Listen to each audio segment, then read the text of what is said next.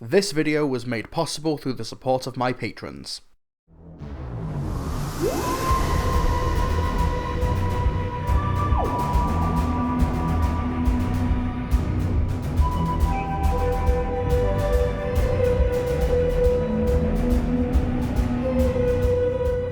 Conventional wisdom would say that a swashbuckling Doctor Who adventure is an ideal way for an incumbent Doctor to celebrate their penultimate outing, something relatively breezy, action-packed and fun before fans get their hearts ripped out with a regeneration story. However, I'd argue that pirate stories have some of the worst track records in Doctor Who history. Curse of the Black Spot in Series 6 was an unequivocal mess, The Pirate Planet is considered a rare Douglas Adams miss during the late 1970s, and the Lost Second Doctor story, The Space Pirates, is regarded so poorly amongst fans that if the story was ever found, the BBC would probably go to great lengths to lose it again. But credit where it's due, Legend of the Sea Devils, written by showrunner Chris Chibnall and co-written from newcomer Ella Road, seems to have the odds in its favour. We've got a bigger budget for a special because of the cost-cutting of Eve of the Daleks, an episode focused on Madam Ching, the Pirate Queen, making this another Chibnall historical which has been a consistent high point throughout this era, and also the return of the Sea Devils for the first time in nearly 40 years. With the Daleks, the Master, the Cybermen, the Sontarans, Weeping Angels, I have loved what Chibnall has done with returning villains, so my expectations were pretty high here. So, is this episode another victim of the dreaded Doctor Who pirate curse, or is there some treasure to be found here?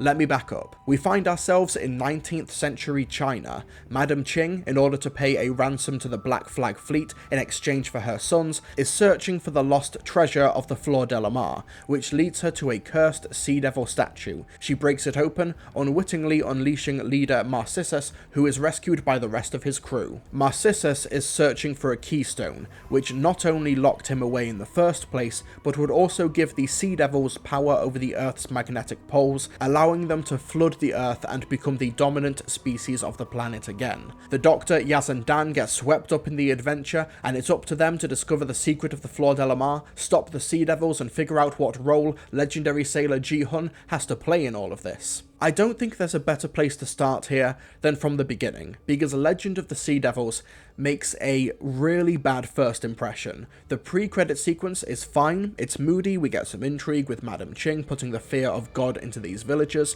and this guy who is meant to be protecting this statue is doing a terrible job at defending it because it took him forever to reach Ching, but whatever. We get Marcissus killing the villagers, then the Doctor, Yaz and Dan turn up at a neighbouring beach, and it's immediately off-putting. We've got the rainy, darkly lit village, which is right next to an ultra-bright and sanitized beach. We've also got the Doctor using her sonic screwdriver immediately out of those TARDIS doors. Like, I do think that some criticisms of the 13th Doctor using her sonic of the time have been a bit overblown, but in this episode, it's ridiculous. Absolutely ridiculous. The team hear the screams of the villagers, and as they go to investigate, the cuts and the edits are really off. Like, we hardly see the Sea Devil and the villagers share the frame, and I can live with that. You know, pandemic restrictions, and you can argue that sanitizing a massacre might be the best thing for an Easter Sunday TV special. But when the Doctor, Yaz and Dan enter the scene, it starts to fall apart. We get loads of repeating shots of sword swipes,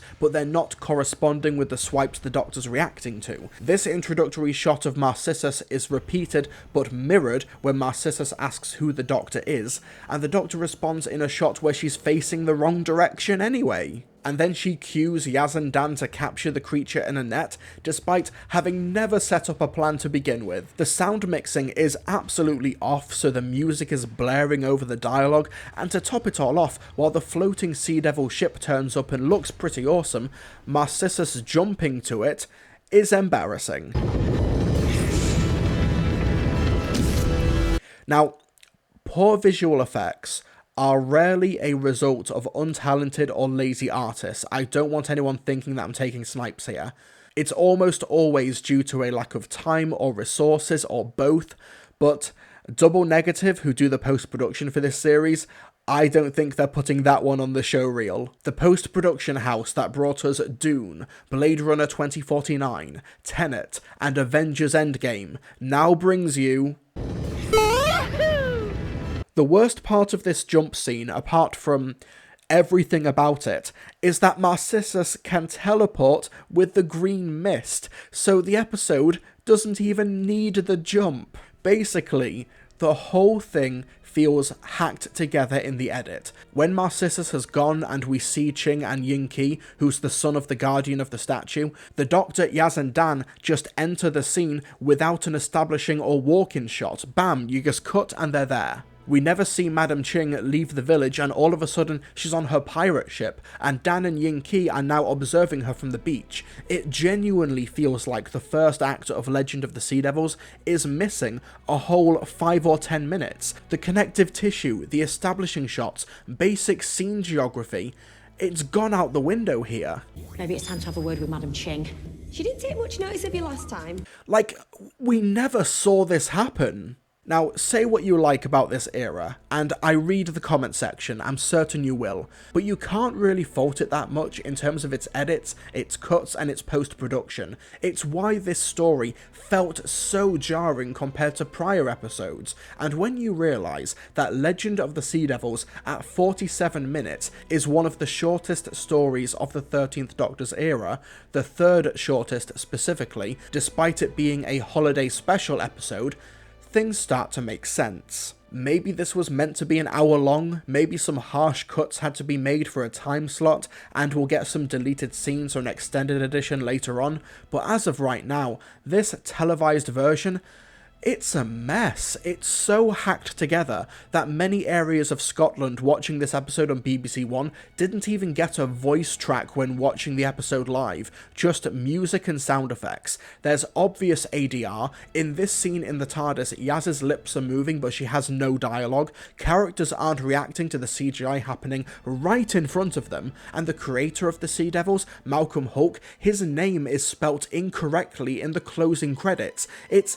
It's uncharacteristically shoddy, and it's not just on the visual front, where a rushed production or a hasty edit has taken its toll, but narratively as well. The Sea Devils don't just have a flying pirate ship, but they even have their own deep-sea kaiju called the Hua Shen, but where did it come from? Where has it been hiding for the past few centuries? It even seems to have the ability to teleport.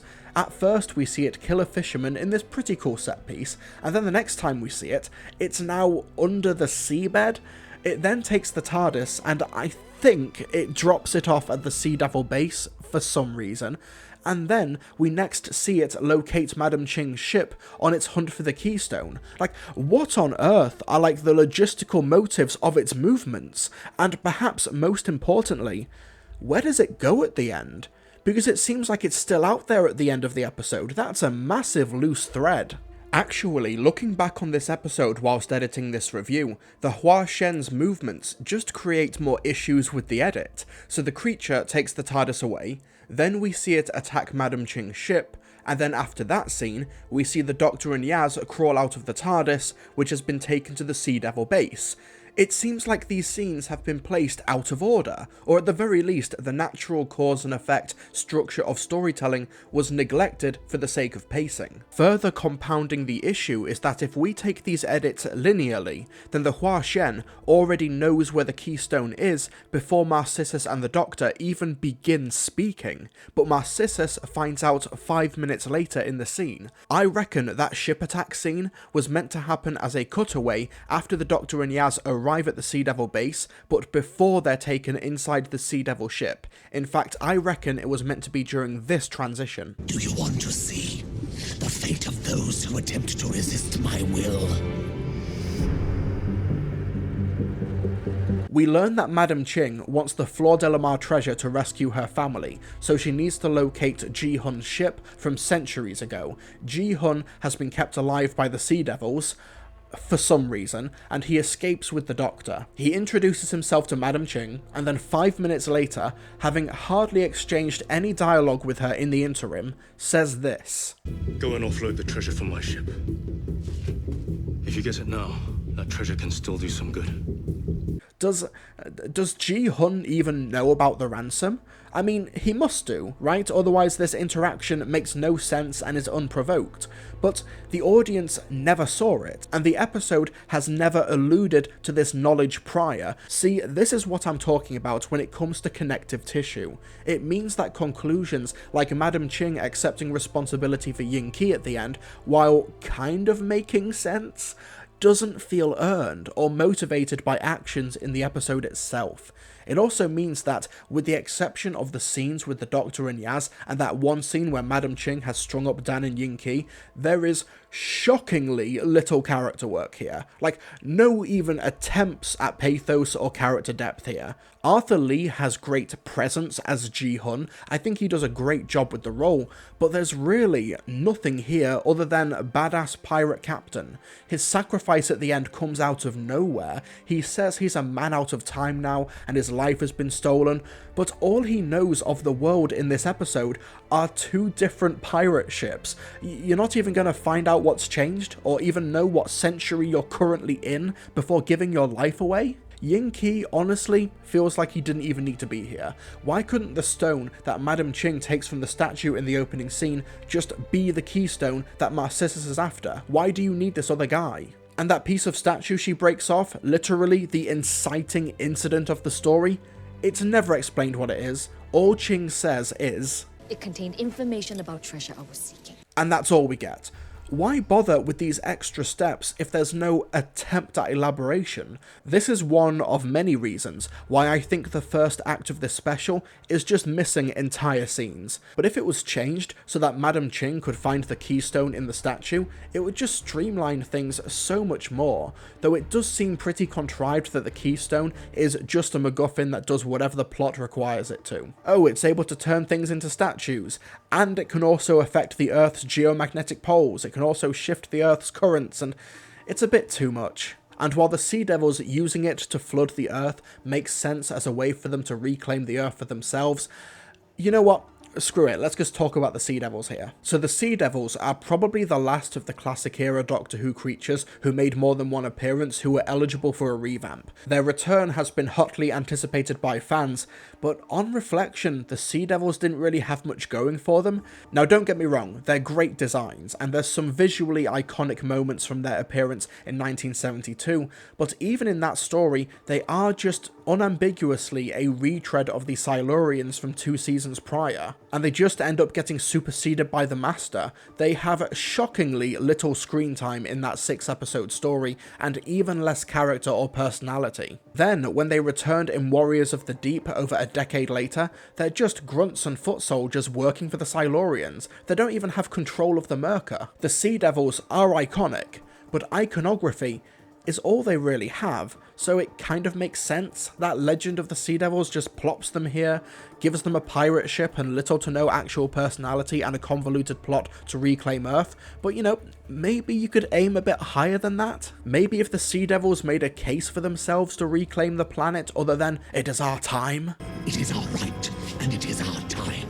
then maybe it would give this episode something to emotionally or ethically gravitate towards, but nope. And it's not like Chris Chibnall can't do this material. His 2-parter in Series 5, Hungry Earth and Cold Blood, I actually think that's a really decent modern remake of the Silurians. I actually think, mainly because it's shorter, it's better than that original story. The characters actually sit down with the Silurians and are like, hey, how are we gonna figure out this whole cohabiting thing? But Legend of the Sea Devils, they didn't even attempt it. They didn't even bother. It feels like a monkey's paw situation for fans. Okay, I wish for the Sea Devils to appear again, but everything that defined them as a threat in the classic series and the colonialist subtext and the underpinnings, it's nowhere to be found. You genuinely could have just replaced Narcissus with Tim Shaw or any other generic humorless Doctor Who villain, and you'd only need to change maybe 1 or 2 lines of dialogue to make it fit within this special. Credit to the production, however, these Sea Devils do look terrific. Narcissus is genuinely expressive. The CGI facial expressions on the actual on-set head, that was a great great combination, although once you notice how strange and off-putting the bulging of the neck is whenever a Sea Devil talks, you'll never unnotice it. I think they went a bit too over the top with those effects, it's really distracting. Their costumes and the pirate ship, it's such a cool look. I even like the laser swords as well. Though, Don't let the swords touch your skin! Doctor, no one, and I mean no one, needed you to tell them that. The same advice would apply for normal swords being swung at you. This might actually be the worst line of dialogue of this era of the show. It was so bad. Where was I? Oh yeah, the Sea Devil's underwater base looks really cool. Even the Hua Shen is a great effect. And while the sword fighting scenes are just a load of busy work, and the Doctor just running up and down the stairs a bunch, it is mindless fun, even if it comes to a really odd end when we hear the original 1972 Sea Devil pain shriek when Ji-hun kills one.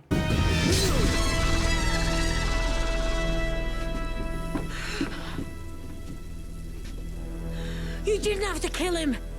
It took my ship, my crew, and my life. No mercy. Okay, I'm glad we've established the moral lines here. Ji-hun killed this Sea Devil, and he shouldn't have done that. I'm glad we've established this. Stop right there. I'm with a centuries-old seafarer. With a grudge. He'll take you out before you even blink.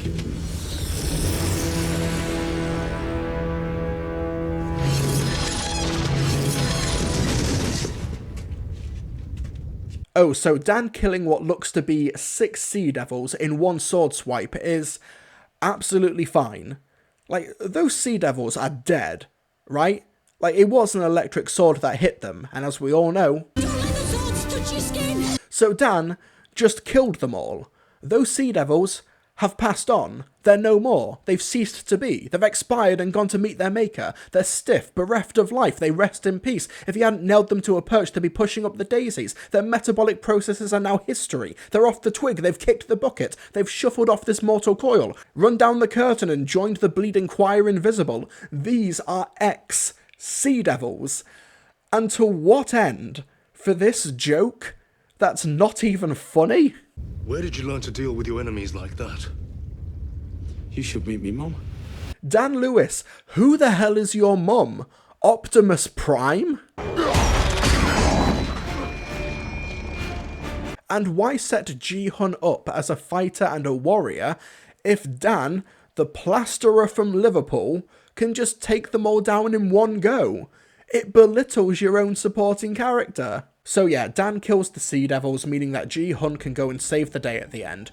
But we saw like dozens upon dozens of Sea Devils on the ship earlier, so where did they all go? Like, is evil Dan just killing them all off in the background? Like, what? And that sacrifice at the end for Ji-hun, I definitely got flashbacks to The Timeless Children, where the Doctor just lets some random guy come in at the last moment and do the sacrifice for her, rather than the Doctor having to think their way out of a situation. You know, there should have been another way. The Doctor shouldn't just let him do that so easily. I don't know. It seems especially strange because from what we've established earlier, holding those cables in place won't actually kill Ji-hun or the Sea Devils, it will just trap them for a very, very long time.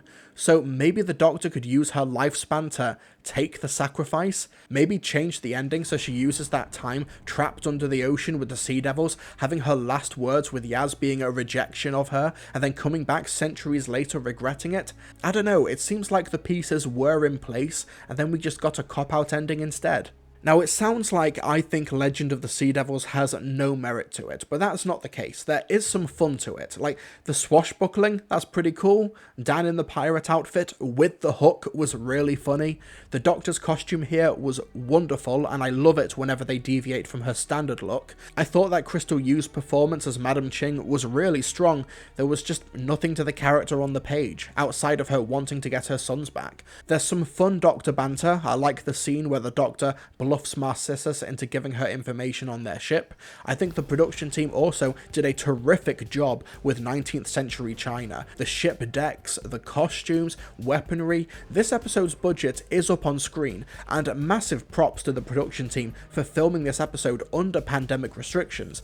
It can't have been easy. The scene where the TARDIS lands underwater, when Madam Ching is looking up at the stars, there's some beautiful moments here. In fact, it's because of that great production work that the few moments of terrible effects seem so jarring. Director Hyula Wang makes her TV directorial debut here after some brilliant short films, and I think visually she's done a great job. I do believe that it's the edit where this special has fallen apart, in a special that feels so rushed that there's nothing here to really gravitate towards. In this story, you could replace Madam Ching with just any generic pirate, nothing would change in the story. That's the biggest kicker there. Now, the only thing that worked for me in this episode without a load of qualifiers was the continuation of the potential relationship between the 13th Doctor and Yaz.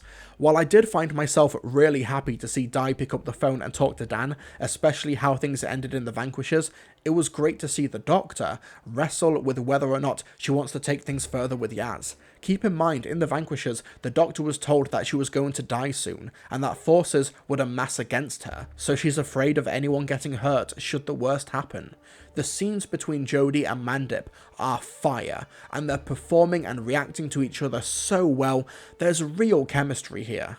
Well, dates are not something I really do, you know. I mean, I used to, have done, and if I was going to, believe me, it'd be with you. I like how the Doctor even turned on the bisexual lighting during this scene. But yeah, I actually think this is a really good way to progress the 13th Doctor's character and reflect her insecurities. The Doctor lost their people and family to the Time War, lost Rose, was able to live out Riversong's final days with her, but still had to say goodbye. And just when she thinks she's settled, she realises she wasn't who she thought she was, and that she's probably going to die without figuring out the puzzle pieces that make up her own life. Trying to open up to someone else and it maybe not even being worth the hurt, whilst also not knowing who you are fundamentally. No wonder she just wants to live in the present. I think that in the raw text and the dialogue, the Doctor and Yaz haven't shared nearly enough screen time with each other, and Yaz has not done nearly enough to justify lines like this. I think you're one of the greatest people I've ever known. But credit where it's due, these two are selling the hell out of it. It's also in these scenes where the story, the episode, actually takes its time and lets the audience rest and breathe, which is probably why they're the highlight of the special. But we'll have to see where this arc goes as it hurtles towards a conclusion in the next and final special. But let's start wrapping things up. Oddly enough, Legend of the Sea Devils is the type of story that the show's reactionary detractors say they want from Doctor Who. No politics, no messaging, just sci-fi and adventure. And, well, I hope they're happy with the result, at least. But for me, it's tasteless. And not that it's offensive, offense would imply something actually taking place, but tasteless in that there's nothing here. There's no bite, there's no emotion, no theming, nothing to hone in on, and just spectacle with nothing to say and nothing on its mind. It's almost aggressively lacking in depth. What was the legend of the Sea Devils here? The friends we made along the way? No, not even that apparently. It's canvas with no paint. It's marble without a chisel. It's rice with no sauce. It's barely an episode, which makes you wonder just how and why this story has 2 credited writers. I can't really get worked up about it because it's just a pirate romp to pass 47 minutes, and that's kind of all it is. I'd take it over stories like Orphan 55, Death in Heaven or Fear Her, but that is the definition of damning with faint praise. Technically, it is probably the best Sea Devil story because they're actually front and centre, but it's not a particularly stacked category. Yes! There is some fun to be had here, some decent spectacle and the odd moment of wit, but but it does get bogged down in a really shoddy post-production job, some profoundly misguided morals, and a bare minimum approach to its characters and theming. I really hope that an extended release of this episode is planned for the near future, otherwise the only real legend behind this Sea Devil adventure would be what on earth happened behind the scenes to botch this penultimate chapter of this era of the show. But anyway, join us next time as we bid goodbye to Jodie Whittaker as the 13th Doctor and Chris Chibnall as showrunner as the BBC celebrates its centenary with a jam-packed special. The Cybermen, the Daleks, the Master, Ace, Tegan, Unit. Will this team stick the landing? Find out next time as we review the 13th Doctor's final adventure. I'll see you then. Hey everyone, thank you so much for checking out my review of Doctor Who Legend of the Sea Devils. If you liked this review, and if you want to see more like it, please consider hitting that subscribe button. Really helps me out, and also you can hit that like button as well to show that you enjoyed the video. I don't know what my next review is going to be. I think I'm going to dive back into the classic series before making my way back into the revival to continue the trip of a lifetime. But if you've got any requests for reviews, please shout them out in the comment section. And I'd also like to thank my patrons who help to make content like that possible, these in-depth reviews, which are the most time-consuming part of this channel, but it's the part that really motivates me the most. I love doing these videos. My patrons allow me to do that. You should be able to see their names scrolling down the screen right now, and I'd like to give a shout out to these particular patrons: Andrew, James Raby, Adam Grattan, Andrew Blewett, Angus Bajanison, Callum Baird, Christian Rowley, Dan the Goblin, Daniel Davis, Darius, Dylan Whittaker, Evil Dalek 79, Finley Rude, Flipmeister MK, Ginger Animator, Harvey Smith, Hunter Graham, Jack D. Evans, James Ivory, James Morris Wyatt. James, I'm sorry that I mispronounced your name in the last video. Hopefully I've got it right this time. If I haven't, I'm double sorry. Jared Saylor, Jeremy K. Duncan, John Campbell Rees, Joseph Adams, Cafe Mewtwo, King of the Sandmen, Leela, Lily Who, Mario Fanboy 15, Matthew Perry, Michael Serrano, Miranda Logan, Nate Harris, Nathaniel Holden, Palex, Raven Woods, Rebecca Hill, Reese Lloyd, Ricky Temple, Ross, Ryan Duncan, Samuel Brooks, Samuel Whittaker, Steve Fiore, Taylor Wooderson, The Brit Sniper, Toby Loxton, Will, Zach Conway, Zarby555. All of those people I've shouted out as well have also got access to a Mr. TARDIS Discord server, and all patrons of any tier get their names in the credits and also early access to my videos. Right now I've got a feature-length full retrospective video on the Doctor Who spin-off Class. The feedback on that has been incredible, and patrons get early instant access to that video. So that's all from me. Thank you so much for watching this video, and I'll see you all next time.